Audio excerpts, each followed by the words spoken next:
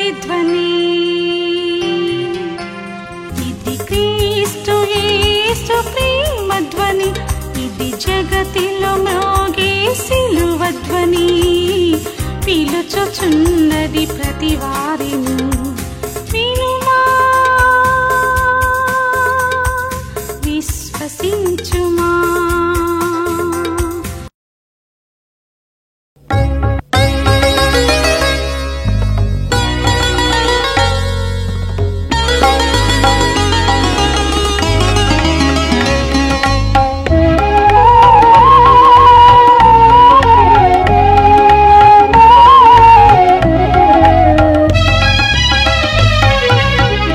అవునంటే అవును, కాదంటే కాదు మాట.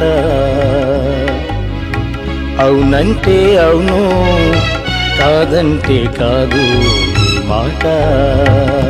అంతకు మించినది అపవాది నుండి వచ్చున్నది. అంతకు మించినది అపవాది నుండి వచ్చున్నది. అవునంటే అవును, కాదంటే కాదు మీ మాట.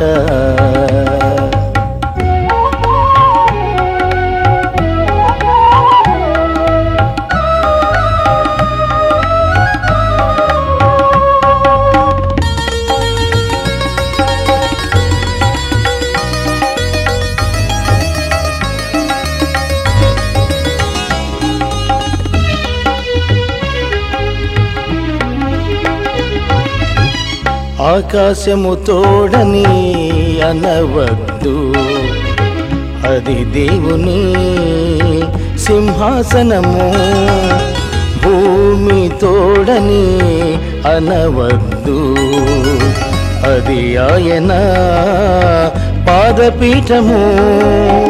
యెరూషలేము తోడని అనవద్దు, అది మహారాజు పట్టణము. యెరూషలేము తోడని అనవద్దు, అది మహారాజు పట్టణము. అవునంటే అవును, కాదంటే కాదు నీ మాట.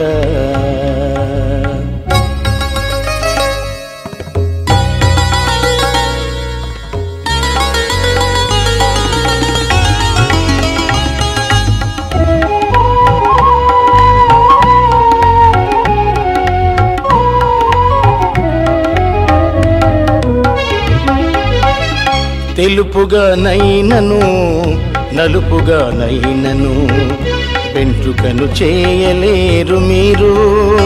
తలతోడని ఒట్టు పెట్టుకొనకుడి, అప్రమాణమును చేయకుడి. అపవాదికి చోటియకుడి, అప్రమాణమును చేయకుడి.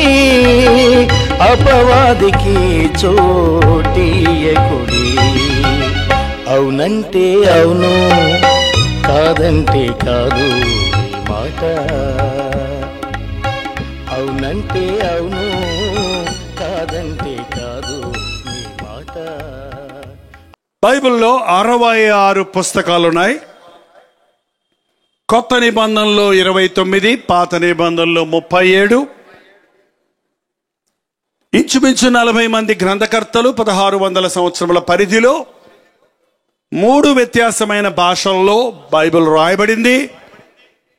కానీ పరిశుద్ధాత్ముని చేత ప్రేరేపించబడిన రాయబడిన గ్రంథముగా ఉన్నందున బైబిల్ సారమంతా ఒకటిగానే ఉంది. మనుష్యుడు పాపి, మనుష్యుడు తను తాను రక్షించుకోలేడు. దేవుడు పరిశుద్ధుడు, దేవుడు ప్రేమయున్నాడు. యేసు క్రీస్తుగా ఈ లోకంలోనికి వచ్చిన ప్రభువు పాపిని పరిశుద్ధుడిగా మార్చి పరలోకం చేరుస్తాడు అన్నది పరిశుద్ధ గ్రంథంలోని సారం. అనుదినము చదవండి, ధ్యానించండి, అనుసరించండి. బైబిల్లోని మొదటి గ్రంథం ఆదికాండమైతే బైబిల్లోని చివరి గ్రంథం ప్రకటన గ్రంథం. ప్రకటన గ్రంథంలోని 3వ అధ్యాయము 14వ వచనం దగ్గర నుండి చదువుతున్నాను. బైబిల్ ఉన్నవారు చూడండి, లేనివారు వినండి. లవొదికయలో ఉన్న సంఘపు దూతకు ఇలాగు వ్రాయము: ఆమెన్ అనువాడును నమ్మకమైన సత్యసాక్షియు దేవుని సృష్టికి ఆదియునైనవాడు చెప్పు సంగతులేమనగా, నీ క్రియలు నేను ఎరుగుదును. నీవు చల్లగానైనను వెచ్చగానైనను లేవు. నీవు చల్లగానైనను వెచ్చగానైనను ఉండిన మేలు, నీవు వెచ్చగానైనను చల్లగానైనను ఉండక నులివెచ్చనగా ఉన్నావు గనుక నేను నిన్ను నా నోటి నుండి ఉమ్మివేయనుద్దేశించుచున్నాను. లవొదికయలో ఉన్న సంఘానికి ఆమెన్ అనువాడు అనగా మన ప్రభు అయిన యేసుక్రీస్తు అందించిన సందేశం ఏంటంటే, నీవు చల్లగానైనను వెచ్చగానైనను లేవు. నీవు చల్లగానైనను వెచ్చగానైనను ఉండిన మేలు, నీవు చల్లగానైనను వెచ్చగానైనను ఉండనందున నేను ఉమ్మివేయనుద్దేశించుచున్నాను. ఏమన్నా అర్థమైందా మీకు? ఈ లవొదికయ సంఘం ఈనాటి క్రైస్తవ సంఘానికి గుర్తుగా ఉంది. ఈనాటి క్రైస్తవ సంఘం మా సంఘం అనకండి, సారత్విక సంఘం. క్రీస్తు రక్తములో కడగబడిన వారందరూ ఆయా భాషలు మాట్లాడువారు, ఆయా జాతుల వారు, ఆయా వంశము వారు, అన్ని దేశాలలో ప్రపంచమంతటా రకరకాల జాతులకు భాషలకు చెందిన వారు ఈ రోజున యేసు క్రీస్తుని రక్షకుడిగా అంగీకరించి ఆయన రక్తములో కడగబడి ఆయన సాక్షులుగా నిలబడి ఉన్నారు. ఆ సమూహమనే సంఘం అని పిలువబడుతుంది. పాత నిబంధనలో సంఘం లేదు. క్రీస్తు రక్తముతో కొనబడింది క్రైస్తవ సంఘం. యేసుక్రీస్తు శిలువ మరణ పునరుద్ధానాల తరువాత ఆది అపోస్తలులు మేడగదిలో కనిపెట్టినప్పుడు పైనుండి మీరు శక్తి పొందుదురు అన్న మాట ప్రకారం పరిశుద్ధాత్మ వారి మీదకు దిగి వచ్చినప్పుడు అంతవరకు పిరికి పందలుగా భయభీతులతో నిండిన వారిగా ఉన్న శిష్యులు పరిశుద్ధాత్మ శక్తితో నింపబడిన వారై సువార్తను ప్రకటించారు. ఏంటా సువార్త? యేసుక్రీస్తు మిమ్మల్ని రక్షించడానికి ఈ లోకంలోనికి వచ్చాడు. ఆయన్ని మీరు సిలువేశారు, ఆయన్ని మీరు చంపేశారు, కానీ ఆయన శరీరం కుళ్ళు పట్టలేదు. ఆయన 3వ దినమున మృత్యుంజయుడై లేచి ఉన్నాడు. మరణము యొక్క బలము గల వాణిని అనగా అపవాదిని మరణము ద్వారా జయించి, పాతాళాన్ని జయించి, నరక శక్తులను జయించి పునరుద్ధానుడైన క్రీస్తు సజీవుడు అన్న మాటను, ఆయన యందు విశ్వాసముంచిన వారి పాపములు క్షమించబడతవి అన్న సందేశాన్ని ఆనాటి శిష్యులు ప్రకటించారు. పేతురు నిలువబడి ప్రకటించినప్పుడు పాపులు పశ్చాత్తాపడ్డారు. అయ్యా, రక్షణ పొందుటకు మేమేమి చేయవలను అని ప్రజలు ప్రశ్నించారు. విచిత్రం, ఈరోజు యేసుక్రీస్తు సువార్త ప్రకటించిన తరువాత ఆయనలో ఉన్న రక్షణ శక్తిని గురించి, ఆయనిచ్చే పాప క్షమాపణను గురించి, ఆయనిచ్చే నిత్య జీవాన్ని గురించి, ఆయన ద్వారా కలిగే పరలోక రాజ్య వారసత్వాన్ని గురించి ప్రకటించబడినప్పుడు నేటి మనుష్యులు, అయ్యా ఆ పరలోకం వెళ్ళడానికి నేనేం చేయాలి, ఆ పాప క్షమాపణ పొందడానికి నేనేం చేయాలి, ఈ పాపము నుండి శాపము నుండి నేను విడిపించబడాలంటే నేనేం చేయాలి, రక్షణ పొందుటకు నేనేం చేయాలి అని అడిగే ప్రశ్న వినబడటం లేదండి. మనుషులు యేసు ప్రభువుని నమ్ముకుంటే నాకేం లాభం వస్తుంది, నాకు స్వస్థతలు కలుగుతావా, నాకు అభివృద్ధి ఆశీర్వాదాలు ఉంటావా, ఆయన నమ్ముకుంటే నాకు ఏమి లాభం అంటున్నారే కానీ నా పాపము నుండి నాకు విడుదల దొరుకుతుంది అన్న విషయాన్ని గుర్తించడం లేదు. ఈనాటి క్రైస్తవ సంఘానికి అవసరమైనది ఆనాటి అపోస్తుల బోధ. ఏంటది? మారు మనసు పొందుడి, మీ పాపముల కొరకు పశ్చాత్తాపడండి, నీ హృదయ స్థితిని నీ వెరిగి పాపం వలన వచ్చు జీతమైన మరణాన్ని తప్పించుకోవాలని, పాపము ద్వారా కలిగిన శ్రమలను శాపమును పోగొట్టుకోవడానికి నేనేం చేయాలి అని అడగవలసిన అవసరం ఉంది. క్రైస్తవ భక్తి ఆచార భక్తి కాదు, మూఢభక్తి కాదు, కొన్ని పద్ధతులు అనుసరించడం కాదు, కానుకలు చెల్లించటం కాదు, కొన్ని తతంగాలను చేయటం కాదు. ఇది హృదయ సంబంధమైనది. మనుష్యుడి హృదయం చెడిపోయింది. బైబిల్ చెప్తుంది హృదయం అన్నిటికంటే మోసకరమైనది, అది ఘోరమైన వ్యాధి గలది, దానిని గ్రహించుకోగలిగిన వాడు ఎవడో. అసలు నీ హృదయం ఎలాంటిదో నీకు తెలుసా? నీ హృదయం నిన్నే మోసగిస్తుందని నీవు గుర్తించావా? ఎందరో తమ ఇష్టానుసారంగా పాపంలో జీవిస్తూ తన మనసుకు తోచిందంతా చేస్తూ తానెంతో నీతిమంతుడని, తానెంతో పరిశుద్ధుడని, తాను బాగానే ఉన్నానులే అనుకుంటున్నాడు. మనుషుడికి ఎప్పుడు ఎదుటి మనిషి తప్పులు భలే కనపడతాయి. ఎదుటి మనిషి లోపాలన్నీ చక్కగా వివరిస్తారు, ఇతరులను దిద్దటానికి ప్రయత్నిస్తారు, ఇతరులను విమర్శిస్తానికి ప్రయత్నిస్తారు. వాడు సరిలేడు, వీడు సరిలేడు అని ప్రతి వారిని విమర్శిస్తారే కానీ నేనెలా ఉన్నాను అని పరిశీలించుకోడరు. ఒక వ్యక్తి క్రీస్తు దగ్గరకు వచ్చినప్పుడు, ఒక వ్యక్తి పరిశుద్ధ గ్రంథమైన బైబిల్ను చదవటం ప్రారంభించినప్పుడు తను తన హృదయాన్ని పరిశీలించుకుంటాడు, తన స్థితిని గ్రహిస్తాడు, తన అవసరతను ఎరుగుతాడు, తన బాధలకు మూలమేంటి, తన సమస్యలకు కారణమేంటి అని గుర్తించగలుగుతాడు. నీ హృదయము నీకు తెలుసా? రేపు స్కానింగ్ తీసుకొని వస్తామండి, అప్పుడు డాక్టర్ గారు చెప్తారు నా హృదయం సంగతి అంటారేమో. ఈ హృదయం స్కానింగ్లో కనపడదు, ఎక్స్రేలో కనపడదు, స్టెథోస్కోప్తో టెస్ట్ చేస్తే తెలియదు.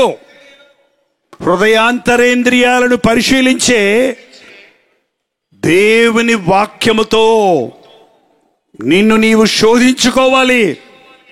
ఎందుకనగా దేవుని వాక్యము సజీవమై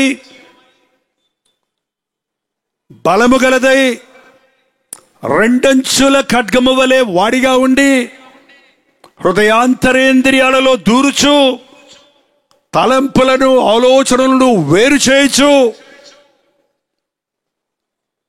మూలుగును చేరుతూ ఉందని దేవుని వాక్యంలో చెప్పబడింది. మన ఆలోచనలు కొన్ని వేల ఆలోచనలు ఆలోచిస్తాడట ఒక మనిషి ఒక రోజుకి. నీవు ఎప్పుడైనా నీ ఆలోచనలు అనలైజ్ చేసావా? పరిశీలించుకున్నావా? ఏం ఆలోచిస్తుంటాను నేను ఒంటరిగా కూర్చున్నప్పుడు అని ఎప్పుడైనా మీరు పరిశీలించుకున్నారా? పరలోకం ఎలా చేరాలి, ప్రభువుని ఎలా సంతోషపెట్టాలి, ఈ పనికి మాలిన అలవాట్ల నుంచి నేను ఎలా విడుదల పొందాలి, నా భార్యకు నేను న్యాయం చేయటం లేదే, నా భర్త పట్ల నేను సరిగా ప్రవర్తించటం లేదే, నా ఇంటిలో నేను బాధ్యతలు నేను చేయటం లేదే, నా మనసు చెదిరిపోతూ ఉంది, లోకాన్ని ప్రేమిస్తుంది, పాపాన్ని ఆశిస్తుంది అని ఎప్పుడన్నా పరిశీలించుకున్నారా?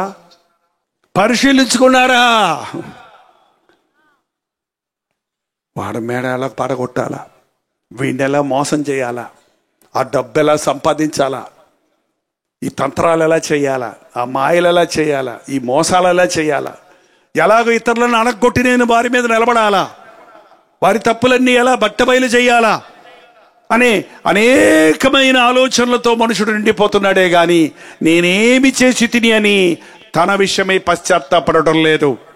నువ్వు యేసుక్రీస్తు బిడ్డవైతే ఉదయం నువ్వు లేచిన వెంటనే దేవా నన్ను పరిశోధించు, నన్ను పరీక్షించు, నీకు ఆయాసకరమైన మార్గము నా యందుందేమో చూడు, నీ నిత్య మార్గములో నన్ను నడిపించు అని ప్రార్థించేవారిగా ఉంటావు.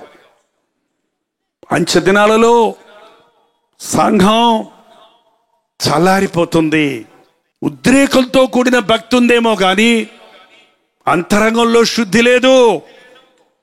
పాటలు పాడుతున్నారే కానీ ఆ పాటల భావం హృదయాన్ని ఆవరించడం లేదు, హృదయాన్ని స్పందించడం లేదు, హృదయాన్ని శుద్ధి చేయడం లేదు. ప్రసంగాలు వింటున్నారే కానీ ఆ వర్తమానం నీ హృదయానికి అనునయించుకోవడం లేదు. కథాకాలక్షేపంగా బైబిల్లోని కథలు విని వెళ్ళిపోతే సరిపోదు. ఈరోజు దేవుడు నాతో ఏం మాట్లాడుతున్నాడు, ఈరోజు నా హృదయ స్థితి దేవుని ముందు ఎలా ఉంది అని పరిశీలించుకోవలసిన అవసరం ఎంతో ఉంది. ఈనాటి క్రైస్తవ సంఘానికి దేవుడు తన వర్తమానాన్ని ఇస్తున్నాడు. నువ్వు చల్లగా ఉన్నా పర్వాలేదు, నువ్వు వెచ్చగా ఉన్నా పర్వాలేదు. చల్లగా ఉంటే ఎలాగుంటారో చెప్పండి. ఇదిగోండి ఇప్పుడు ఉన్నారు కదా కొందరు అట్లాగే ఉంటారు. ఎక్కువ చలేసినప్పుడు మనిషి ముడుచుకుంటాడు. ఏం చేస్తాడండి? ముడుచుకొని ముసుకేసుకొని అంటారు కదండి. బయటికి వెళ్దాంరా అంటే చలి పడుతుంది, రాను. నిలబడు అంటే అబ్బో చలిగా ఉంది, వద్దు. చల్లగా అయిపోయినోడు ఫ్రిడ్జ్లో పెడతారు కదండి. ఎలా ఉంటాయండి ఫ్రిడ్జ్లో పెట్టింది చెప్పండి? ఇవాళ పెడితే 3 రోజుల దాకా ఎలాగ ఉంటుంది? అది అలాగే ఉంటుంది. అది గడ్డగట్టేసి అదే స్థాయిలో ఉంటుంది, ఏ మార్పు కలగదు. పాలు పెడితే పాలుగానే ఉంటాయి, పెరగవుద్దా? పాలు ఫ్రిడ్జ్లో పెడితే పెరగవుద్దా? పాలుగానే ఉంటాయి. ఏంటండి ఈ రోజున చాలామంది జీవితాల్లో యేసు ప్రభువు నమ్ముకున్న తర్వాత ఎలా ఉన్నారు అంటే అలాగే ఉన్నామండి దేవుని కృప వలన. ఎలాగండి? అలాగే 6 ఆమెళ్ళు గడ్డి మేసిన గొర్రె తోక బెత్తడేనంట, అది పెరగదంట. కొందరి జీవితాలలో ఆరాధనకు వెళ్ళి ఆదివారం ప్రభువుని ఆరాధిస్తారు, ప్రభువుని నమ్ముకున్నామంటారు, కానీ ఎలా ఉంటారంటే అలాగే ఉంటారు. చాలామంది అనుకుంటున్నారు సంఘం ఫ్రిడ్జ్ లాంటిది, అందులో ఉంటే మనం భద్రపరచబడతాం, కుళ్ళిపోకుండా ఉంటాం. అందులో అలా కూర్చున్నట్టుగానే అలా వెళ్ళి అలా దేవుని సందులో కూర్చొని అలాగా ఆయన చెప్పిన మాట వినేసి అలాగే ఉండిపోదాం అనుకుంటున్నారు. చల్లారిపోయిన క్రైస్తవత్వంలో జీవం లేదండి. ఉసూరుమంటూ ఉన్న క్రైస్తవ జీవితం, ఎదుగు బొదుగు లేనటువంటి క్రైస్తవ జీవితం, ఆసక్తి లేనటువంటి క్రైస్తవ జీవితం. క్రీస్తులాగా నేను మారాలి, ఆయన సారూప్యం నాలో ఇతరులు చూడాలి, ఆధ్యాత్మికంగా నేను వర్ధిల్లాలి, ఆత్మ ఫలము ఫలించాలి అనే ఆసక్తి లేని వారిగా చల్లారిపోయిన భక్తులు ఈ రోజున ఎందరో ఉన్నారు. మీరు అందులో ఉన్నారా? చల్లారిపోయిన స్థితిలో మీరు ఉన్నారా? చల్లగానైనా వెచ్చగానైనా లేరు. కొంతమంది వెచ్చగా ఉంటారు, వెచ్చగా ఉండటం అంటే ప్రతిదానికి ఎగిరెగిరి పడుతుంటారు, ప్రతిదానికి ఆతృతతో ఉంటారు, ఎంతో ఆసక్తిని చూపిస్తుంటారు. క్రైస్తవ భక్తి 3 నాళ్ల ముచ్చట కాదు, 40 రోజుల ఉపవాసం కాదు, పండగలకు పబ్బములకు ప్రభువుని ఆరాధించే ఆసక్తి కాదు. 24/7 అంటారు. వారమంతా 24 గంటలు, సంవత్సరమంతా 365 దినములు, జీవితమంతా క్రీస్తు కొరకు నమ్మకంగా జీవించడం, యథార్థంగా జీవించడం, రోషం కలిగి జీవించడం. నా జీవితంలో నా జీవితాన్ని నా 18 ఏట ప్రభువుకి అప్పగించాను.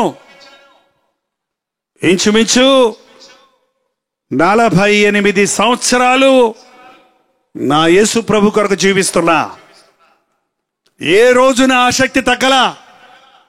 నేను బ్యాచిలర్గా ఉన్నా, నేను ఫ్యామిలీ మ్యాన్ అయినా, నేను బిడ్డలకు తండ్రినైనా, మనవలకు తాతనైనా, అదే ఆసక్తి. ఈనాడు ఉన్న టెక్నాలజీ లేదా రోజుల్లో, ఈనాడులో ఉన్న మీడియా లేదా రోజుల్లో, ఒక ఆత్మను సంపాదించాలంటే నడిచి వెళ్ళాలి, సైకిల్ మీద వెళ్ళాలి, మోటార్ బైకుల మీద వెళ్ళాలి, బస్సుల్లో వెళ్ళాలి, రిజర్వేషన్ లేని ట్రైన్స్లో వెళ్ళాలి, ఎద్దుల బండులు, గుర్రం బండులు, లారీ టాప్ మీదకి ప్రయాణాలు చేసి సువార్త ప్రకటించాను నా జీవితంలో. బస్సు లేదే, బైకు లేదే, డబ్బులు లేవే అనే వంక లేదు.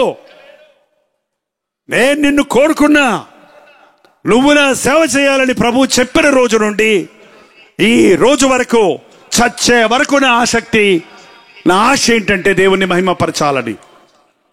పండగ సీజన్ మాత్రం కాదు, ఆర్భాటాలు ఉన్నప్పుడే కాదు, నాకింత పెద్ద స్టేజ్ వేసి మైకు చేతికిచ్చి ప్రసంగించమన్నప్పుడే కాదు, ఒక్క మనిషి కోసం నడిచి వెళ్ళి రాత్రంతా ఒక వ్యక్తితో కూర్చొని పశ్చాత్తాపంలోనికి నడిపించిన రోజులు, వారి హృదయ భారాలు పంచుకొని వాడితో పాటు కన్నీరు కార్చి ఆత్మలను సంపాదించే ఆసక్తి దేవుడు నాకు ఇచ్చాడు. అవును, ప్రతి క్రైస్తవుడు దేవుని కొరకు వెచ్చగా ఉండాలి, దేవుని కొరకు వేడిగా ఉండాలి, దేవుని కొరకు వెలిగేవాడిగా ఉండాలి, దేవుని నామాన్ని ప్రజ్వలింపజేసేవాడిగా ఉండాలి. ఎంతమంది క్రైస్తవులు ఈ రోజున అలా ఉన్నారు? ఎంతమంది సేవకులు ఈ రోజున అలా ఉంటున్నారు? నీవలా జీవించిన రోజున నీ వెచ్చదనం, నీ అగ్ని ఒక ఎర్రటి కుంపటిలో, కుంపట్లు అంటే తెలివి ఈ రోజుల్లో చాలా మందికి. కుంపట తెలుసండి? కుంపటి, కొంప కాదు, కుంపటి. మన తెలుగులో చక్కటి పదాలు ఉన్నాయి. కుంపట అంటే బొగ్గులతో కుంపటి మీద పాలు కాసేవారు రాత్రంతా. ఆ కుంపటిలో నల్లటి బొగ్గులు వేస్తారు, ఒక ఎర్రటి బొగ్గు, ఒక నుప్పు రవ్వ అందులో వేస్తారు. ఆ ఎర్రటి నుప్పు కొంచెం సేపట్లో నల్లగా ఉన్న బొగ్గులన్నిటిని ఏం చేస్తుంది? ఎర్రగా మారుస్తుంది. ఎర్రగా బగ బగ బగ అంటాయి. నువ్వు ఒక వెలిగే వ్యక్తివైతే, నీ ఒక వెచ్చగా ఉన్న వ్యక్తివైతే, నీవు వెలిగించబడిన వ్యక్తివైతే, నీ చుట్టూన్న ఆరిపోయిన వారిని వెలిగించగలుగుతావు. నీ చుట్టూన్న వారిని దేవుని కొరకు పురికొల్పగలుగుతావు. ఒక యవనస్తుడిగా నా సేవ ప్రారంభించినప్పుడు నాకు తెలియకుండానే నా జీవితం అనేక మంది యవనస్తులకు ప్రభావితమైంది. దేవుడు మనల్ని వెచ్చగా ఉండాలని కోరుతున్నాడు.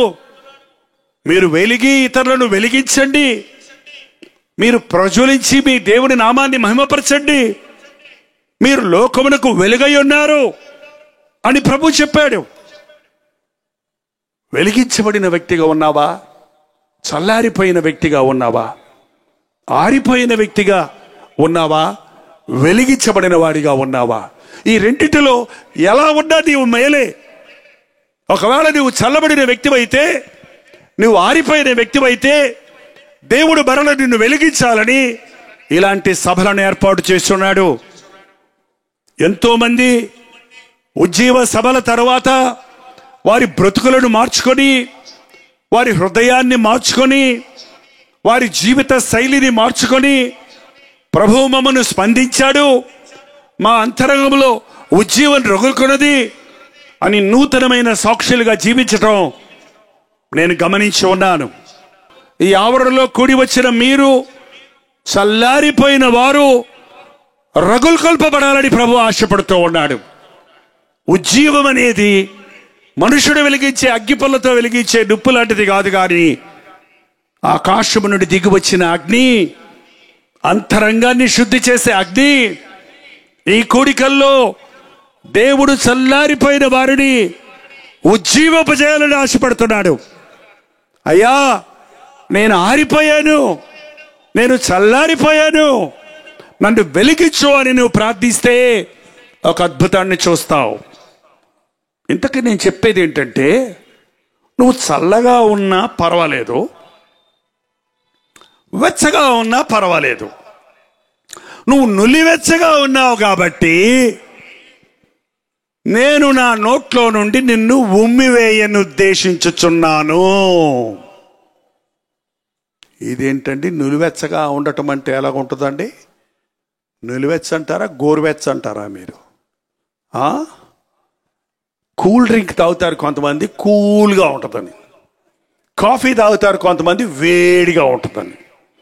అదే కాఫీ మీ భార్య అక్కడ పెట్టి వెళ్ళిపోతే ఒక 10 నిమిషాల్లో ఏమైపోద్ది? నులివెచ్చగా అయిపోద్ది.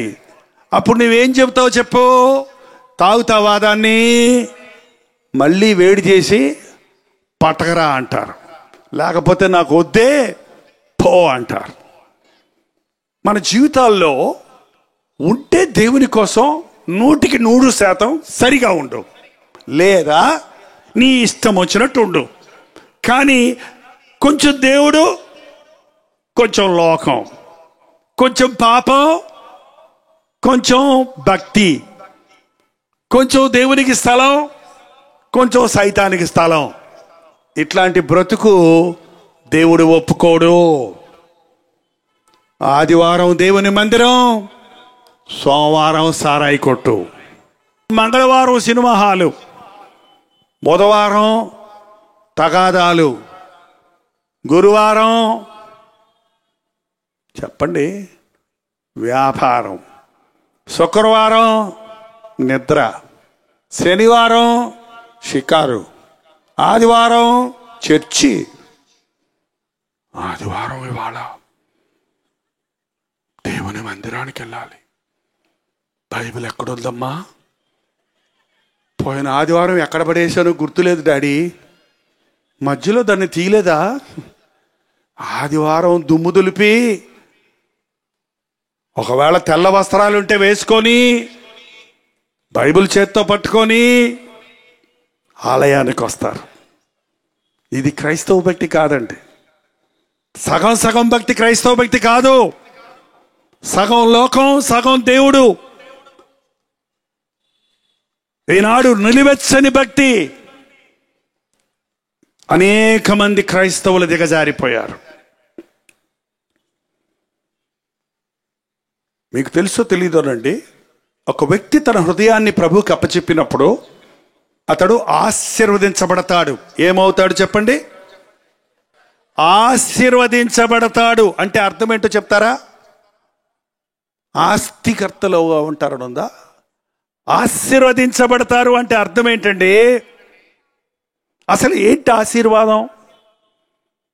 తెలియకుండానే ఆశీర్వదించు ప్రభా, ఆశీర్వదించు ప్రభా అంటుంటారు. ఆశీర్వాదం ఏంటండి? ఎంతమంది ఆరోగ్యంగా ఉన్నారో ఈ రాత్రి ఒకసారి చేయి చూపించండి. ఆరోగ్యంగా ఉన్నారా? ఆశీర్వాదం అంటే ఏంటో తెలుసా? చెప్పండి. ఆరోగ్యంగా ఉండడం. మన దేశంలో సామెత ఉంది, ఆరోగ్యమే మహాభాగ్యం. ఏంటండి? ఆరోగ్యంగా ఉన్నామంటే అది ఆశీర్వాదం. కడుపు నిండా అన్నం తిన్నామంటే అది ఆశీర్వాదం. ఎంతమంది కడుపు నిండా అన్నం తినగలరో చేయి చూపించండి. నేను అడిగే ప్రశ్నలు కొంచెం గమ్మత్తుగా ఉండొచ్చు, కానీ ఒకసారి అనలైజ్ చేసుకోండి.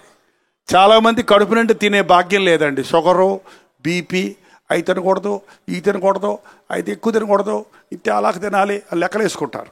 కడుపు నిండా తినేవాళ్ళు చేయి చూపించండి. అబ్బా, ఎంతమంది ఆశీర్వదించబడ్డ వాళ్ళండి ఇక్కడ. పడుకుంటే నిద్ర అండి, చెప్పకుండా వచ్చేస్తుంది నాకు అన్నోళ్ళు చేయి చూపించండి. ఇంతకంటే మించిన ఆశీర్వాదం ఇంకోటి లేదండి. చాలామంది ధనవంతులకి కోట్ల కోట్ల ఆస్తులు ఉన్నాయి, పెద్ద పెద్ద బిల్డింగులు ఉన్నాయి, మంచి మంచి మంచాలు ఉన్నాయి, మెత్తటి పరుపులు ఉన్నాయి. పడుకుంటే రాదు, నిద్ర రాదు, చొక్కేసుకోవాలంట. తాగితే కానీ నిద్ర రాదు, నిద్ర మాత్రం వేసుకుంటే కానీ నిద్ర రాదు. బొర్లి బొర్లి బొర్లి అరగంట సేపు పడక మీద బొర్లితే కానీ, అర్ధరాత్రి దాటితే కానీ నిద్ర రాదని వాళ్ళు అనేకులు ఉన్నారు. ఏం ఆశీర్వాదం? నీకెంత ఆస్తుంటే ఏం ప్రయోజనం? నీకెంత ఆహారం ఉంటే ఏం ప్రయోజనం? తిని అరిగించుకునే ఆశీర్వాదం లేనప్పుడు, తిన్నది వంట పట్టనప్పుడు ఎంతుంటే నీకేం ప్రయోజనం అండి? యేసుక్రీస్తుని కలిగిన వారు కొంచెం తిన్నా బలంగా ఉంటారు. కొద్దిగా సేపు పడుకున్నా నూతన ఆనందంతో నిద్రలేస్తారు. దేవుని యందు విశ్వాసం ఉంచిన వారు, హృదయ శుద్ధిని ప్రేమించిన వారు ఆశీర్వదించబడతారు. అంత మాత్రమే కాదండి, ఎప్పుడైతే నీవు శుద్ధ హృదయాన్ని కాపాడుకుంటావో బైబిల్ చెప్తుంది, అతడు చేయనదంతయో సఫలమగును. మీరు ఆశీర్వదించబడినప్పుడు మీ రాబడి దీవించబడుతుంది. నష్టాలుండవు, దొంగతనాలు, దొంగలు కొట్టివేయటం ఉండదు, పురుగులు తినేయటం ఉండదు, అనవసరమైన లాస్ ఉండదు. మీ డబ్బు తప్పకుండా పెరుగుద్ది, ధనం పెరుగుద్ది. ధనం పెరిగితే ఏమవుద్దో చెప్పండి చూద్దాం. భక్తి తగ్గుద్ది. ఎందుకంటే ప్రభు అన్నాడు, నీ ధనం ఎక్కడుండునో నీ హృదయం ఎక్కడుండును. మీరు ఒకప్పుడు నమ్మకంగా ఉన్నారు కాబట్టి, ప్రభువును నమ్ముకుని ఆయన కొరకు ఆశతో ఉన్నారు కాబట్టి ఆశీర్వదించబడ్డారు. ఆశీర్వదించబడిన తర్వాత ఆస్తిపాస్తులు వర్ధిల్లాయి. మీ బిడ్డలు విద్యాభ్యాసం చేసినప్పుడు వాళ్ళు ఫెయిల్ అవ్వరు. ఎందుకంటే బుద్ధి, విజ్ఞాన, సర్వ సంపదలు ప్రభువును నమ్మిన వారికి ఉన్నాయి. మీ బిడ్డలు బాగా చదువుకుంటారు, బాగా ఉద్యోగాలు వస్తాయి, ఆస్తులు పెరుగుతాయి, బిజినెస్ పెరుగుద్ది, ప్రమోషన్లు వస్తాయి, దూరదేశాలకు వీసాలు దొరుకుతాయి. ఇవన్నీ ఆశీర్వాదాలకు మూలమే. కానీ అవన్నీ వచ్చిన తర్వాత అవే మన నాశనానికి మూలమవుతున్నాయి. అవే మనం నులివెచ్చని స్థితిలోనికి వెళ్ళిపోవడానికి కారణమవుతున్నాయి. డబ్బు ఉండటం తప్పు కాదు, ధనాపేక్ష సమస్తమైన కీడుకు మూలం. అబ్రహాము వెండి బంగారములు పశు సంపదలు కలిగిన బహు ధనవంతుడిగా ఉన్నాడు. అతడు అన్ని విషయాల్లో ఆశీర్వదించబడ్డాడు. ఆదికాండం 24వ అధ్యాయం 1వ వచనం చదవండి. 24వ అధ్యాయము 1వ వచనం. అబ్రహాము బహుకాలము గడిచిన వృద్ధుడై ఉండెను, అన్ని విషయములలోనూ యెహోవా అబ్రహామును ఆశీర్వదించెను. అన్ని విషయాలలో ఆశీర్వదించబడ్డాడు. 13వ అధ్యాయం 2వ వచనం కూడా చదివితే, అబ్రహాము వెండి బంగారము పశువులు కలిగి బహు ధనవంతుడై ఉండెను. బహు ధనవంతుడయ్యాడు. వెండి బంగారాలు, పశు సంపద. ఆ రోజుల్లో భూమికి విలువ లేదండి, ఎందుకంటే చాలా భూమి ఉంది. ఆ రోజుల్లో ఎన్ని పశువులుంటే, ఎన్ని పశు సంపద ఉంటే అంత ధనవంతుడు. కానీ ఈ రోజున మనం ఇంకోలా మార్చుకోవచ్చు. అనేక ఫ్లాట్లు ఉండెను, అనేక ఎకరాల భూమి ఉండెను, అంతగా అబ్రహాము ఆశీర్వదించబడెను. అంతే, దేవుడు మనల్ని ఆశీర్వదించి మనకు మేడ మిద్దెలు ఇస్తే, మనకు ధనధాన్యాలు ఇస్తే, మనకు ఫ్యాక్టరీలు ఇస్తే ఇంక మీటింగ్కి వస్తారా? ఒకరోజు ఇలాగ మీటింగులు జరుగుతుంటే ఇద్దరు భార్యాభర్తలు ప్రార్థనకు వచ్చారట. ఇద్దరు చీపురు పొలంలాగా ఉన్నారంట, అంటే పడిపోయేటట్టు. ఆ పాస్టర్ గారు చూసి ఏంటమ్మా ఇలా ఉన్నారని అడిగితే, ఏమోనండి అయ్యగారు, ఎంత తిన్నా ఇట్లాగా ఉన్నామండి. ఈయన 33 గుడ్లు తింటాడు, నేను 23 గుడ్లు తింటాను. మేము పొద్దున్నే బోర్నవేడ తాగుతాం, హార్లిక్స్ తాగుతాం. మేము ఎంత తిన్నా ఇలాగా ఉంటున్నామండి. మాకు ఏం అంతుపడతలేదు, వైద్యులకు కూడా అంతుపడతలేదు. మాకు అన్ని నష్టాలేనండి, ఏది తలపెట్టినా జరగటం లేదు అంటే ఆ దైవజనుడు అన్నాడమ్మా, దేవుడు ఆశీర్వదిస్తే అది ఎన్నటికి ఆశీర్వాదం. ఈ రోజు నుండి మీరిద్దరూ కలిసి ప్రార్థించండి. మీరేం చేసినా ప్రార్థన చేసి చెయ్యండి. మీ పాపాల కొరకు పశ్చాత్తాపడి నూతన హృదయాన్ని సంపాదించుకోనండి ఆ దైవజనుడు వారి కోసం ప్రార్థన చేసి పంపించాడు. మళ్ళీ సంవత్సరం అదే ఊరిలో అదే స్థలంలో మళ్ళీ ఉద్యోగ సభలు జరిగాయి. ఆ పాస్టర్ గారు వెళ్ళారు. ఈసారి ఇద్దరు మళ్ళీ వచ్చారు. కానీ నడవలేక ఇంత లావై వచ్చారు ఇద్దరు. వందనాలంటే మమ్మల్ని గుర్తుపట్టలేదా అని అడిగారంట వాళ్ళు. ఎప్పుడు చూసినట్లు లేదే అంటే, అదేనండి పోయినసారి సన్నగా వచ్చాం కదా మేమేనండి. ఏంటి ఎంతలా అయిపోతున్నారండి? అదేమిటోనండి, ఆ రోజు నుండి మాకు అన్ని ఆశీర్వాదాలే, తినకపోయినా కూడా ఇలా అయిపోతున్నాం మేము.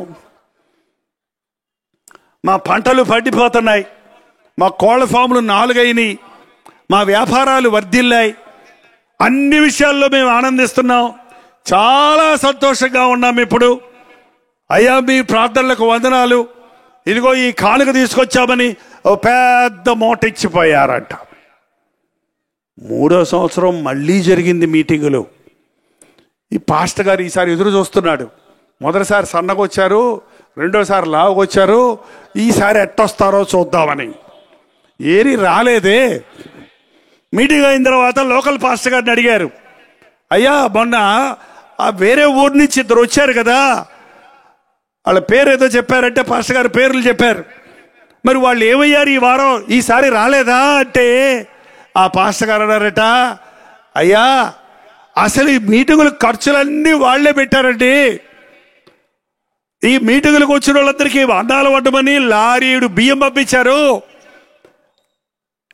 బోల్డ్ డబ్బు ఇచ్చారు, మీకు కూడా ఒక కానుక ఇచ్చారు అని ఆయన తీసి ఇవ్వబోతుంటే, అసలు వాళ్ళ సంగతి ఏదయ్యా అని అడిగితే, అదేనండి మిమ్మల్ని క్షమించమన్నారు, వాళ్ళకి చాలా పనులు ఉన్నాయంట, కోళ్ల ఫామ్లు ఎక్కువైపోయినాయంట, పొలాలు ఎక్కువైపోయినాయంట, కన్స్ట్రక్షన్ వర్క్ జరుగుతుందంట, బిజినెస్ టాప్ మోస్ట్లో ఉందంట, ఏం అనుకోవద్దు ఈసారికి రాలేకపోతున్నామని డబ్బులు మాత్రం పంపించారు అని. ఏమైందండి ఇప్పుడు వీళ్ళకి? ఏమైందండి ఇప్పుడు? దేవునికి కావాల్సింది డబ్బులా నువ్వా? దేవునికి కావాల్సింది డబ్బులా నువ్వా? ద్రవ్యం ఇచ్చి నీవు దేవుని వరమును కొందామనుకుంటున్నావు, నీ ధనము నీతో నశించునుగాక అని చెప్పే పాస్టర్ లేక ఇవాళ ప్రజలు డబ్బులు ఇచ్చి పరలోకపు దీవెనలు పొందుదామనుకుంటున్నారు. మీరు ఎంత కానికిచ్చినా, మీరు మీటింగులన్నీ ఖర్చులన్నీ మీరు పెట్టినా, మీ హృదయము దేవునికి ఇవ్వకపోతే, నీ హృదయము దేవుని ఎదుట సరిలేదు కనుక దీని యందు నీకు పాలు పంపులు లేవు. నులివెచ్చని స్థితిలోనికి దిగజారటం అంతే. అదే పాస్టర్ గారు ప్రార్థన చేశారంట, ప్రభువా వాళ్ళకి ఆశీర్వాదాలు ఎక్కువైపోయినాయి అంట, నీ దగ్గరకు రావడానికి కూడా టైం లేదంట, దేవా ఒక్కసారి వాళ్ళని జ్ఞాపకం చేసుకో అన్నాడంట. అంతే. 2వ రోజు నుంచి మళ్ళీ కోళ్ళు చచ్చిపోతున్నాయి, బిజినెస్ పోయింది, మళ్ళీ పరిగెత్తుకుంటూ దేవుని దగ్గరకు వచ్చారు. ఈ రోజున మన స్థితి, అన్నీ ఉంటే దేవుడు గుర్తురాడా? దేవుడు ఆశీర్వదిస్తే ఆయన్ని ఆరాధించవా? ఆయన కొరకు ప్రజ్వలించవా? లోకానికి ప్రాముఖ్యత ఇచ్చేవాడు దేవుణ్ణి ప్రేమించలేడండి. అబ్రహాము ఎంత ధనవంతుడైనా, ఎంత ఆస్తి ఉన్నా, ఎన్ని ఆశీర్వాదాలు పొందినా, దేవుడు దేనికి శిల్పియు నిర్మాణకుడై ఉన్నాడో ఆ పట్టణము కొరకు కనిపెట్టుకొని గుడారాల్లో నివసించేనే గాని భూమి మీద ఆయన మనసు పెట్టలేదు. మీరు క్రీస్తుతో పాటు లేపబడిన వారైతే పైనున్న వాటి మీదనే గాని భూ సంబంధమైన వాటి మీద మీ మనస్సు పెట్టకుడి. భూమిలో ఉండకుడి అని దేవుడు చెప్పలేదు.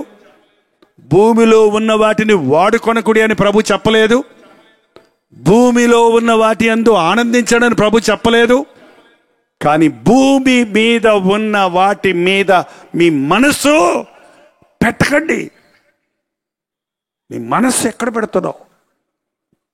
పొద్దున్న లేస్తే ఈ రోజున యవనస్తులు, ఒక యవనస్తులా, పెద్దలు, పురుషులు, స్త్రీలు, ఇల్లాళ్ళు, దేని మీదండి మనసు చెప్పండి? 5 నిమిషాలు అది కనబడకపోతే ఉండలేడు. అదేంటి చెప్పండి? బైబిలా? చూసారండి, ఏం చెప్పకుండా మీరే చెప్తున్నారు. 5 నిమిషాలు కనబడకపోతే నా సెల్లేది. దేని మీద నీ మనసు? దేని మీద నీ మనసు అండి? జాగ్రత్త. మీకు సెల్ ఫోన్ ఉంటే మంచిది, కానీ మీ మనసు సెల్ ఫోన్లో పెట్టకండి. మీ ఉద్రేకాలు, మీ సంతోషాలు, మీ దుఃఖం సెల్ మీద ఆధారపడి ఉంచకండి. ఆ సెల్లో ఎవడైనా పొగిడితే ఓ అంటున్నావు, ఆ సెల్లో ఎవడైనా తిడితే ఊ అంటున్నావు. నా మొహం చూడని అందులో ఫోటో పెట్టుకుంటా. ఓ యు ఆర్ బ్యూటిఫుల్ అంటే ఎవడైనా ఏడ్చినట్టు నీ మొహం అన్నాడు అనుకో, ఎందుకు ఎడుతా కూర్చోటం ఏంటండి? నీ ముఖం రోజుకి ఎన్నిసార్లు అర్థంలో చూసుకుంటావు? నీ ముఖం ఎలా ఉంటుందో నీకు తెలీదా? ఎవరినన్నా అడగాల్సిన అవసరం ఉందా? మొన్న ఎవరో పాస్టర్ గారు అన్నారు, ఫేస్బుక్లో కాదంట, ఆధార్ కార్డులో చూసుకోండి మీ ముఖం ఎలా ఉందో తెలుస్తుందంట. కలర్ కరెక్షన్ చేసిన ఫేస్బుక్లో బాగానే ఉంటుంది, ఆధార్ కార్డులో ఉంటుంది చూడండి మొహం బెత్తరపోయి. లోకంలో మనుషులు ఏమంటారో దాన్ని బట్టి నీ భక్తి ఉంటే, దాన్ని బట్టి నీ ఆసక్తి ఉంటే, దాన్ని బట్టి నీ సంతోషం ఉంటే, దానిని గురించి నువ్వు బాధపడుతూ ఉంటే నువ్వు దేవుడిని మహిమపరచడం లేదు, దేవుడి దృష్టిలో ఎలా ఉన్నావని ఎరగటం లేదు. కాబట్టే నువ్వు నులివెచ్చని స్థితిలోనికి వెళ్ళిపోతున్నావు. నువ్వు చల్లారిపోయిన భక్తిలోనికి వెళ్ళిపోతున్నావు. నువ్వు పరిస్థితుల ప్రభావం నిన్ను కృంగదీసేస్తుంది. మనుషుల యొక్క స్పందన నిన్ను, వాళ్ళని సంతోషపెట్టాలి. ఎంత భయంకరం అండి ఈరోజు. ప్రతి ఒక్కడి ధ్యాస ఏంటంటే ఎదుటి వారిని నేను సంతోషపెట్టాలి, వాళ్ళ ముందు నేను మంచిగా బ్రతకాలి, వారు నన్ను ఏమనుకుంటారో. ఏంటండి, పాస్టర్ గారేమో సంఘాన్ని సంతోషపెట్టాలని, సంఘమేమో పాస్టర్ గారి ముందు భక్తిగా కనబడాలని ప్రవర్తించిన రోజు అక్కడ పరిశుద్ధాత్మని సన్నిధి ఉండదు. అది వెచ్చగానే నిన్ను, చల్లగానే నిన్ను ఉండటం కాకుండా నులివెచ్చని స్థితిలోనికి దిగజారటం. ఈ రాత్రి నీవెలా ఉన్నావో ఆలోచించుకో. నీ సెల్ ఫోన్ నువ్వు ప్రేమించి దానికి అడిక్ట్ అయిపోతున్నారు. చిన్న పిల్లలకి అది ఇచ్చి వారిని అడిక్ట్ చేస్తున్నారు. యవ్వనస్తులు సెల్ ఫోన్లు ఉపయోగించుకొని రకరకాల క్రైమ్ చేస్తున్నారు, తప్పులు చేస్తున్నారు, నేరాలు చేస్తున్నారు. కుటుంబంలో ఐక్యత పాడవడానికి భార్యాభర్తలు వేరువేరు సెల్ ఫోన్లు పెట్టుకొని లాక్ చేసుకొని ఎవరి రహస్యాలు వారే పెట్టుకుంటూ ఒకింటిలోనే ఉండి ఈ పక్క ఒకళ్ళు తిరిగి తన సెల్ ఫోన్లో, ఆ పక్క ఒకరు తిరిగి మరొక సెల్ ఫోన్లో దేని కొరకు దేవుళ్ళు ఆడుతుంటే భార్యాభర్తల బంధం ఏమైంది? వారు ఇరువురు కాక ఏక శరీరమై ఉంటారు అంటే భార్యాభర్తలకు ఒక సెల్ ఫోన్ ఉంటే చాలదా అండి? లేక ఒకేసారి ఇప్పుడు కొత్త కొత్త టెక్నాలజీ వచ్చిందట, 2 సెల్ ఫోన్లు ఉంచుకోండి, ఎందుకంటే ఇద్దరు మాట్లాడుకోవాలి కదా. కానీ మీకొచ్చే నెంబర్లన్నీ ఆమెకు వచ్చేయాలి, ఆమెకు వచ్చే నెంబర్లన్నీ మీకు వచ్చేయాలి. 2 ఏదో డ్యూయల్ చేస్తే ఇందులో వచ్చిన ఎస్ఎంఎస్లు అందులోకి వస్తాయి, అందులో వచ్చిన ఎస్ఎంఎస్లు ఇందులో వస్తాయి. అంటే నీ రహస్యాలన్నీ మీ ఆయనకు తెలుస్తాయి, ఆయన రహస్యాలన్నీ నీకు తెలుస్తాయి. బాగానే ఉంటుంది కదా. ఆలోచిస్తున్నారు కొంతమంది, అవునా డిలీట్ చేయటం కుదరదా, కొన్ని హైడ్ చేయటం కుదరదా, దానికి ఏమన్నా కొత్త ట్రిక్స్ ఏమైనా ఉన్నాయా ఏంటండి? ఎందుకు పారదర్శకంగా లేవు మనం ఇతరుల పట్ల? ఎందుకు రహస్యాలు? ఒక నిజమైన క్రైస్తవుడి జీవితంలో రహస్యాలు లేవు. ఎందుకంటే రహస్యమైనవన్నీ ఒకనాడు వెలుగులోనికి తేబడతాయి. మీరు మిద్దెల మీద చెవులలో చెప్పుకున్నది, మీరు గదులలో చెవుల మీద చెప్పుకున్నది మిద్దెల మీద ప్రకటించబడుతుంది. ఈ రోజున ఈ సీసీ కెమెరాలు వచ్చిన తర్వాత రహస్యంగా చేసినవన్నీ టీవీల్లో వేస్తే ఊరంతా చూస్తున్నారు. ఏమండి, రేపు దేవుడు న్యాయ తీర్పు రోజు నీవు చీకటిలో చేసిన పనులన్నీ, నీవు సాతానికి లోబడిన విషయాలన్నీ నీ ముందు పెట్టి వరుసగా గద్దిస్తాడట. ఆ రోజు తప్పించేవాడు ఒకడు ఉండడుగా. అందుకని దావీదు అన్నాడు, నేను రహస్యంగా చేసిన పాపములన్నీ క్షమించు, నా హృదయంలో దాచి ఉన్న పాపాలు క్షమించు, నన్ను శుద్ధునిగా చేయి. ద్విమనస్సు సాతాను మనస్సు అండి. ఎక్కడొకలాగా అక్కడొకలాగా ఉండటం, ఇంట్లో ఒకలాగా, ఆఫీసులో ఒకలాగా, చర్చిలో ఒకలాగా, రోడ్డు మీద ఒకలాగా. ఒక క్రైస్తవుడికి ద్విమనస్సు లేదు. అవునంటే అవును, కాదంటే కాదు. నాలో పాపం ఉందని మీలో ఎవరు స్థాపించగలరు అని సమాజ మందిరంలో నిలబడి ప్రభు చెప్పినప్పుడు ఒక్కరు కూడా నోరెప్పలేదు. వెచ్చగా ఉండటం అంటే ఎలా అని తెలుసుకోవాలనుకున్న వాళ్ళు యేసు ప్రభు జీవితాన్ని ధ్యానించండి. యేసుక్రీస్తు బాలుడిగా ఉన్నప్పుడే, 12 ఏళ్ల వయసులో ఉన్నప్పుడే దేవాలయంలో కూర్చొని అక్కడున్న పెద్దలతో ధర్మశాస్త్రం విషయమై మాట్లాడుతూ ఉన్నాడు. ఆయన జీవించినంత కాలం, ఈ లోకంలో జీవించిన జీవితాన్ని మీరు గమనించి చూస్తే ఒకే ఆశ, నశించిన దానిని వెతికి రక్షించడానికి వచ్చాను, పాపులను వెతికి మారు మనసులోనికి నడిపించడానికి వచ్చాను, నా తండ్రి చిత్తము చేయటమే నాకు ఆహారము, నా తండ్రి నాకు అప్పగించిన బాధ్యతను, మానవ జాతికి అవసరమైన విమోచన కార్యాన్ని చేయటమే నా గురి. అందుకు నేను బాధపరచవలసి వచ్చిన, హింసించబడవలసి వచ్చిన, అవమానించవలసి వచ్చిన, సిలువ వేయబడవలసి వచ్చిన నేను సిద్ధమని పాప విమోచన కార్యాన్ని సిలువలో ముగించి సమాప్తమైందని చెప్పాడు. నీ బ్రతుకు ఒక పని ఉంది దేవునికి, నీ జీవితం పట్ల ఒక ఉద్దేశం ఉంది దేవునికి. ఆ ఉద్దేశాన్ని నీవు కనుగొన్న రోజు,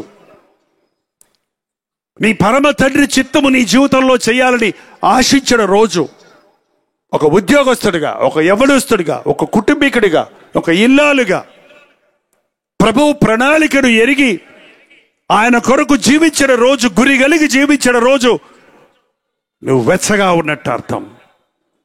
కాస్త లోకం, కాస్త పాపం, కాసేపు దేవుడు, కాసేపు సరదా అనే ద్వంద్వ జీవితం అనేది దేవునికి అసహ్యం. పాపుల్ని ప్రభు క్షమిస్తాడు, వ్యభిచారుల్ని ప్రభు క్షమిస్తాడు, నీచులను, దొంగలను, దౌర్భాగ్యులను ప్రభు క్షమిస్తాడు. కానీ వేషధారులకు ఆయన దగ్గర క్షమాపణ లేదు.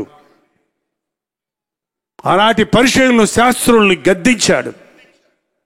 సర్ప సంతానమా, సాతాను బిడ్డలారా, వేషధారులారా, వెలుపట తెల్లటి వస్త్రాలు వేసుకున్నారు, కానీ హృదయంలో కుళ్ళు కుషిద్దంతో నిండిపోయింది. మీరు సున్నం కొట్టిన సమాధుల్లాగా ఉన్నారు. సున్నం కొట్టి సమాధికి పుష్పాలు పెట్టి అలంకరిస్తారు కొన్ని చోట్ల, కానీ లోపల తవ్వితే కుళ్ళిపోయిన ఎముకలు ఉంటాయి, కుళ్ళిపోయిన వాసన ఉంటుంది అక్కడ. పైకి భక్తి గల వారి వలె కనిపిస్తూ అంతరంగంలో శుద్ధి లేని వారితో ప్రభు చెప్పే మాట అదే, నేను మిమ్మల్ని సహించను, నేను హృదయ శుద్ధిని కోరువాడిని, నేను పరిశుద్ధుడను, పరిశుద్ధ స్థలములో నివసించువాడను. మీ దేవుడనే నేను పరిశుద్ధుడైన ప్రకారం మీరుడు సకల ప్రవర్తనలో పరిశుద్ధులయుడి. నా చిన్నప్పుడు యేసుప్రభు అంటే తెలియదండి మాకు. మా అమ్మగారు మాత్రం ప్రార్థన చేస్తుండేవారు. యేసుప్రభు గొప్ప దేవుడు ఆయన, నువ్వు కూడా ప్రార్థన చేసుకో అంటే నేను ప్రార్థన చేసుకునేవాడిని. సినిమాకి వెళ్ళేటప్పుడు, ప్రభా నేను వెళ్ళే వరకు సినిమా ప్రారంభించకూడదు చేయను ఆయన, నేను వెళ్ళే వరకు సినిమా ప్రారంభించకుండా చేయను ఆయన, ఒక్క రీలు కానీ స్టార్టింగ్ కానీ పోకుండా మొదటి నుంచి చూడాలయ్యా, నువ్వు నాకు సహాయం చేస్తే నీకు కోటి కోటి కోటి స్తోత్రాలు అన్నాడు వాడిని. అలాగే కొన్నిసార్లు స్టార్ట్ అయ్యేది కాదు. దేవుడు నా ప్రార్థన వినేశాడు అనుకునేవాడిని. మరి వచ్చేటప్పుడు ప్రార్థన ఏంటంటే కోటి కోటి స్తోత్రాలు ప్రభా, కోటి కోటి స్తోత్రాలు, స్తోత్రాలు స్తోత్రాలు స్తోత్రాలు స్తోత్రాలు స్తోత్రాలు స్తోత్రం. మా నాన్న అడగకుండా చెయ్యి, నన్ను ఎక్కడికి వెళ్ళావని అడగకుండా చెయ్యి, స్తోత్రం స్తోత్రం స్తోత్రం. ఇదేంటిది? ఇదేం ప్రార్థన అండి? ఇదే నులివెచ్చని స్థితి. కాస్త భక్తి, కాస్త భుక్తి, మూఢనమ్మకం, అజ్ఞానం. నువ్వు యేసుక్రీస్తు బిడ్డవైతే నా కన్నులతో నేను నిబంధన చేసుకుంటుని, నేను కన్యకను ఎలాగో చూస్తున్నాడు యోబు. వ్యర్థమైన వాటిని చూడకుండా నా కన్నులు తిప్పివేయని ప్రార్థన చేశాడు దావీదు. ఒక్క సీన్ చూశాడు ఆయన, పరస్త్రీ నగ్నంగా స్నానం చేయటం దృశ్యం చూశాడు. అంతే, అతని హృదయం చెడిపోయింది, అతని హృదయం పాపానికి లాగేసింది. తద్వారా అతను దేవునికి దూరస్తుడైపోయాడు, తన మనస్సు గలిబిలైపోయింది. కొన్ని నెలలు తన జీవితం వేదనతో, పోరాటంతో దేవునికి దూరస్తుడై నులివెచ్చని స్థితిలో జీవించాడు. కానీ నాతాను ప్రవక్త వచ్చి తన తప్పును ఒప్పించినప్పుడు నేను పాపము చేస్తున్నానని చెప్పి పశ్చాత్తాపడ్డాడు. తిరిగి దేవుని చేతుల్లో వాడబడే పాత్రగా మలచబడ్డాడు. ఎక్కడ పడిపోయావు? ఎప్పుడు పడిపోయావు? ఎప్పటి నుంచి నువ్వు చల్లారిపోయావు? ఎప్పటి నుంచి నీవు నులివెచ్చని స్థితిలోనికి వెళ్ళిపోయావో జ్ఞాపకం చేసుకో. క్రీస్తు కొరకు జీవించే నీవు ఒక పాపానికి చోటిస్తే ద్విమనస్సు వస్తుంది నీలోనికి, తత్తరపాటు వస్తుంది నీలోనికి, పాపానికి గురైపోతావు. నేను ఇక్కడ ప్రాక్టికల్గా మీరు నేర్చుకోవలసిన, మనము అనుసరించవలసిన విషయాల గురించి మాట్లాడి ముగించబోతున్నాను. ఈ రాత్రి నీవు నిలువెచ్చని స్థితిలో ఉంటే, సగం భక్తి సగం లోకంతో మిళితమై ఉంటే, జయము లేని క్రైస్తవ భక్తిని జీవిస్తూ ఉంటే, పాపాన్ని జయించలేని పరిస్థితుల్లో నీవు ఉంటే, సాతానుతో కాంప్రమైజ్ అయిపోయి లాలూచి అయిపోయిన పరిస్థితుల్లో నీవు ఉంటే, ప్రభు నీ పట్ల ఒక అద్భుతాన్ని చేయాలని ఆశిస్తున్నాడు. నీ జీవితంలో మరొకసారి ఉజ్జీవాన్ని కలుగజేసి, పాత వాటిని విడిచిపెట్టి, వెనుకున్న వాటిని మరచి, ముందున్న వాటి కొరకు వేగిరపడే రోషము కలిగిన క్రైస్తవుడిగా చేయాలని ప్రభు ఆశపడుతూ ఉన్నాడు. క్రీస్తు కొరకు జీవించాలనే ఆశ నీకుందా? ప్రాణమిచ్చిన ప్రభువును సంతోష పెట్టాలనే ఆలోచన నీకుందా? తాత్కాలికమైన ఈ జీవితం విడిచిన తరువాత శాశ్వతమైన జీవితం ఉంది అన్న విషయం నీవు గుర్తిస్తున్నావా? అయితే ఈ మాటలు నీ మనసున పెట్టు. నేను నిన్ను ఉమ్మివేయను ఉద్దేశించుచున్నాను. మన ప్రభు ఎంత మంచోడంటే చెప్పకుండా ఏం చేయడండి మనకి. వదిలేస్తా, ఉమ్మేస్తా. ఉమ్మెయ్యాలనుకుంటున్నానంటే ఇప్పుడు ఎక్కడుంది ఉమ్ము? నోట్లోనే ఉంది. ఎక్కడున్నావు ఇప్పుడు? మనం ఆయన కృపలోనే ఉన్నాం. ఇంకా నీ హృదయం కఠినపరుచుకుంటే, ఇంకా నీ హృదయాన్ని మోసపుచ్చుకుంటుంటే, ఉమ్మేశాడంటే, మనం నోట్లో ఉన్న ఉమ్మి కింద వేసామనుకోండి, మళ్ళీ తీసి నోట్లో పెట్టుకుంటారా? కుదురుద్దా అసలే? ఇంకంతే. దేవుడు విడిచిపెట్టిన వారిని ఎవ్వరు బాగు చేయలేరు. భ్రష్టుడు అనే మాట ఉంది బైబిల్లో. ఒక పూట కూటి కొరకు తన జ్యేష్ఠత్వ పక్కన అమ్ముకున్న వ్యభిచారి అయినను, తిండిపోతైనను, యాసావు వంటి భ్రష్టుడైనను మీలో ఉంటేనేమో జాగ్రత్తగా చూసుకో. యూదా ఇస్కరియోతుని గురించి భ్రష్టుడు అని రాయబడింది. ప్రభుతోటే ఉంటూ, ప్రభు ప్రక్కనే కూర్చుంటూ, ప్రభు ప్రేమను అనుభవిస్తూ, ప్రభు చేసిన ఆశ్చర్యాలు చూస్తూ, ప్రభువునే అమ్మడానికి ప్రయత్నించిన దౌర్భాగ్యుడు.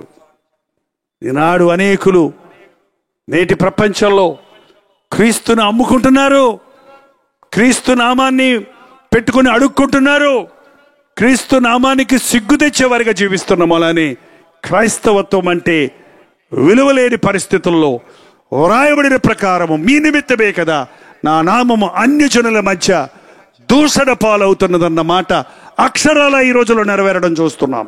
భూమి వేయక ముందే మేలుకుందాం.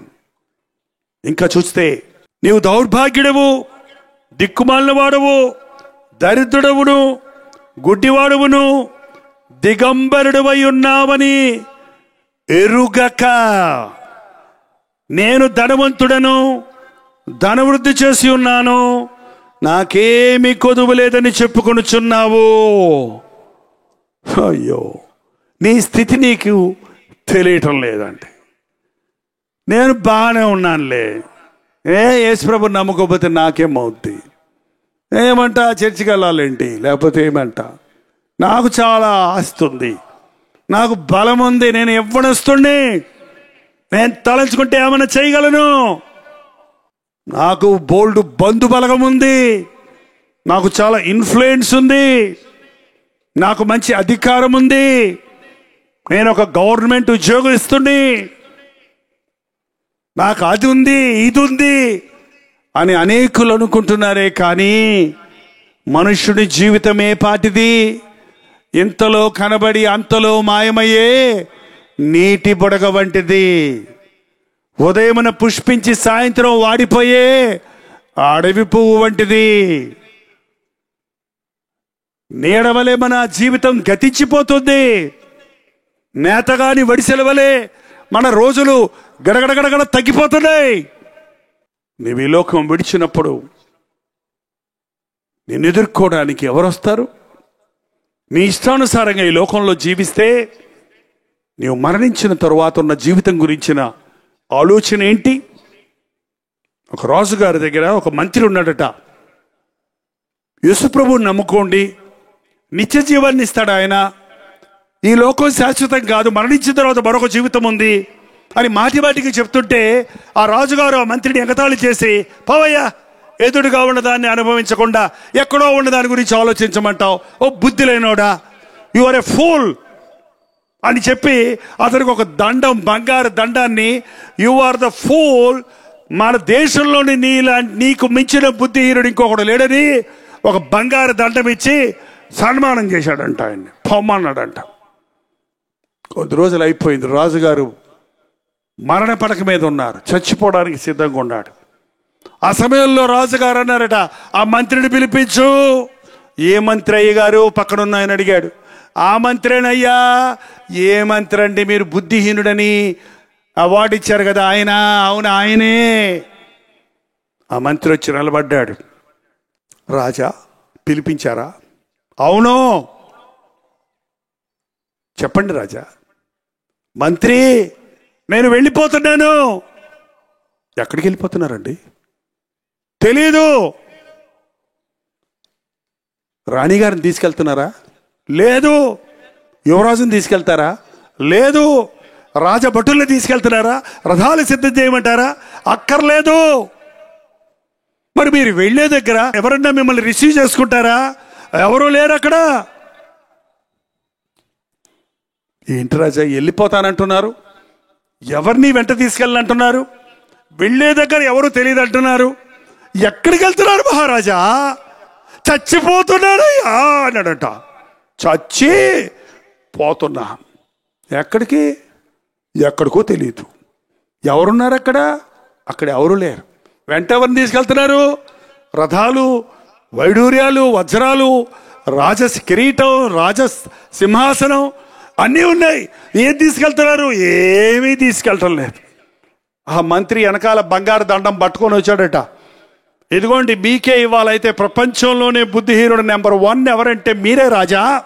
ఏంటయ్యా? మరి అంతేనండి. మీరు ఇక్కడ చప్పట్లు కొడితే మనుషులు వచ్చి నిలబడతారు. మీకు ఇక్కడ తరగని ధననిధులు ఉన్నాయి, సుఖభోగాలు ఉన్నాయి, పెద్ద బందోబస్తు అంతా ఉంది. కానీ ఇప్పుడు వెళ్ళేటప్పుడు ఎక్కడికి వెళ్తున్నారో తెలియదు అంటున్నారు, వెళ్ళే దగ్గర ఎవరు తెలియదు అంటున్నారు. మరి మీకంటే మించిన బుద్ధిహీనులు ఎవరన్నా ఉన్నారా? మీకంటే మించిన దౌర్భాగ్యులు ఎవరైనా ఉన్నారా? మీకంటే మించిన దిక్కుమాలిన వాళ్ళు ఎవరైనా ఉన్నారా? నువ్వు దౌర్భాగ్యుడవు, దిక్కుమాలిన వాడివి, దిగంబరుడవు. మనం దిగంబరులుగానే ఈ లోకంలోనికి వచ్చాం, దిగంబరంగానే ఈ లోకంలో నుంచి వెళ్ళిపోతున్నాం. ఏంటంటే మీ బిడ్డలు పుట్టినప్పుడు బంగారం నగలు వేసుకుని పుట్టారా? పాటు చీర కట్టుకుని పుట్టారా? చచ్చిపోయినప్పుడు ఏం చేస్తారండి?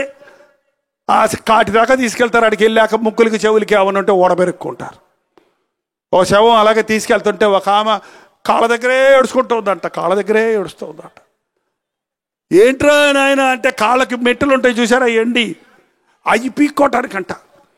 ఏడ్చినట్టు ఏడ్చి అవి పీక్కుంటుందంట. అవి కూడా వాడిని ఎవరు అందులో పెట్టే వాళ్ళకి. ఏంటండి ఎందుకు వచ్చిన జీవితం చెప్పండి?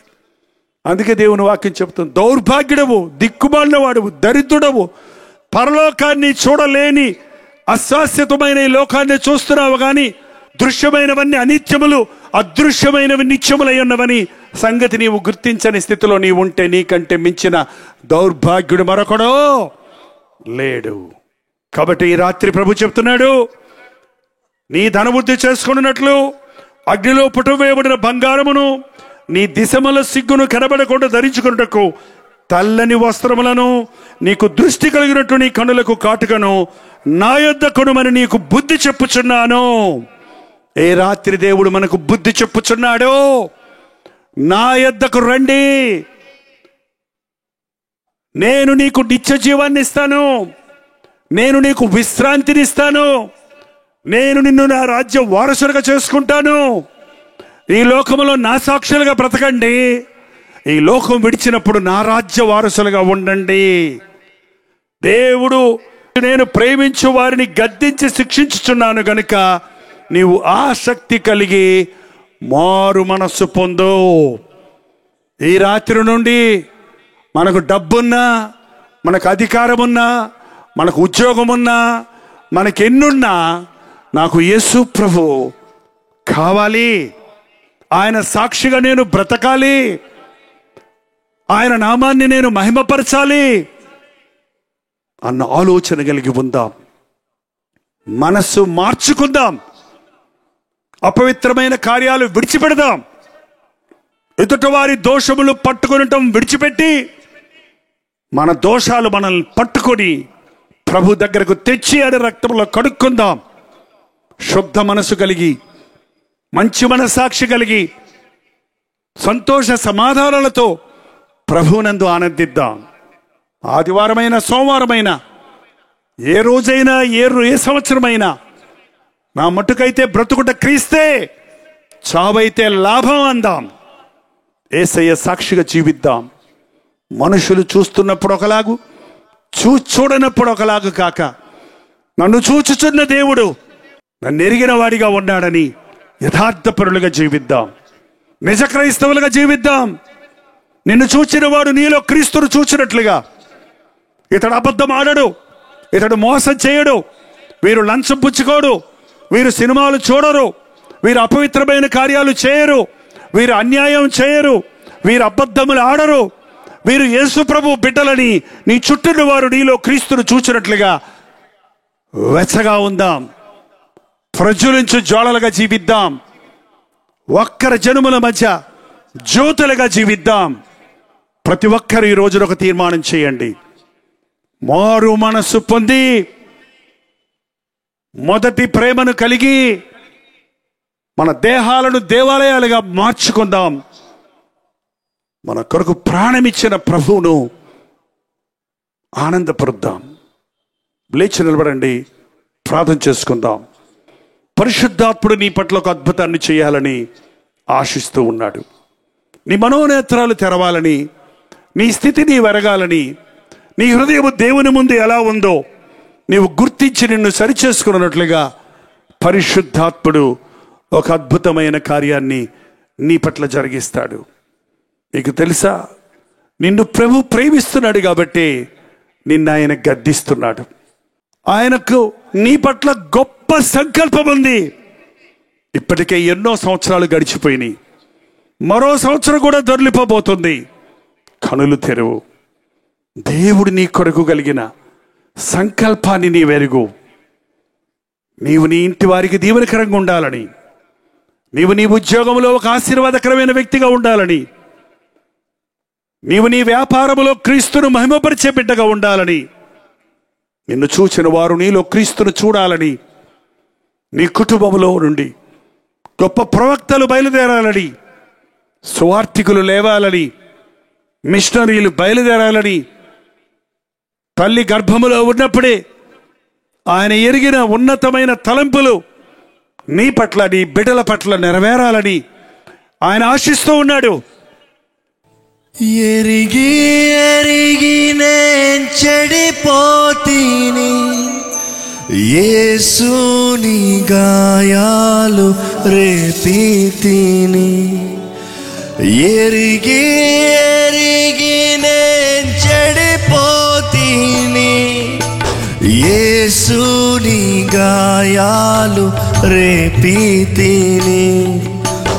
మోసపోతీనే దృష్టి తొలగితి, దాసుడ నిన్ను చూడనిమ్ము.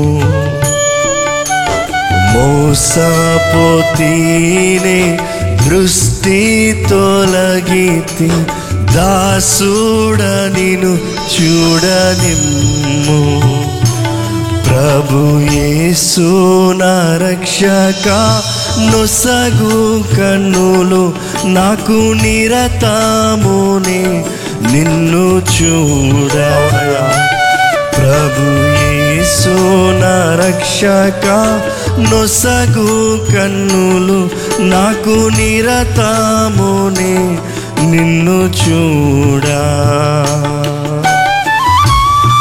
ఎరిగి ఎరిగి నేను చెడిపోయానయ్యా. నేను ప్రేమించుకున్నాను అబ్బాయి నన్ను మోసం చేశాడు. నేను ప్రేమించాను అనుకున్న అమ్మాయి నన్ను మోసగించింది. నా స్నేహితుడు నన్ను మోసగించి నన్ను వ్యాపారంలో దివాళా తీయించాడు. నేను నమ్మిన వారు నన్ను మోసగించారే. నిన్ను నమ్మని మూలన నేను నష్టపోయానయ్యా. నిన్నే నమ్ముతున్నానయ్యా, నీ వైపే చూస్తున్నానయ్యా. ఈ రోజు నుంచి నీవే నా దేవుడివయ్యా.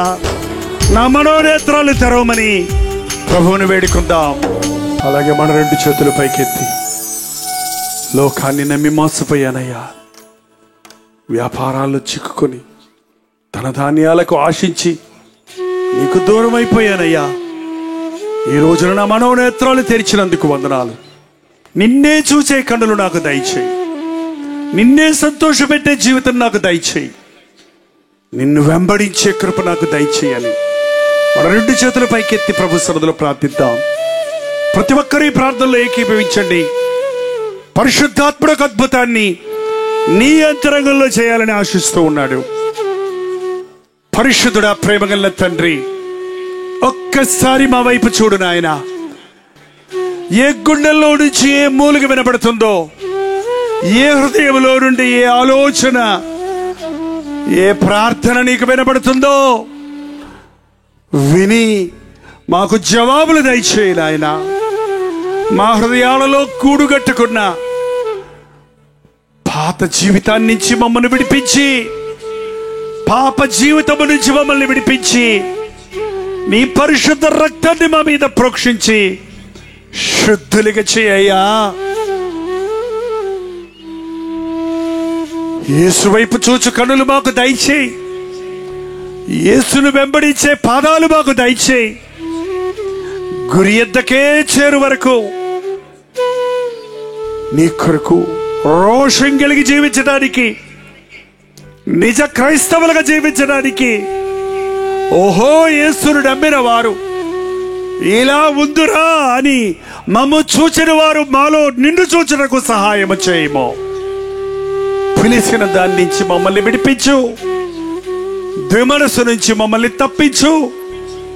నులివెచ్చని స్థితిలో నుండి మమ్మల్ని మార్చుము నాయనా.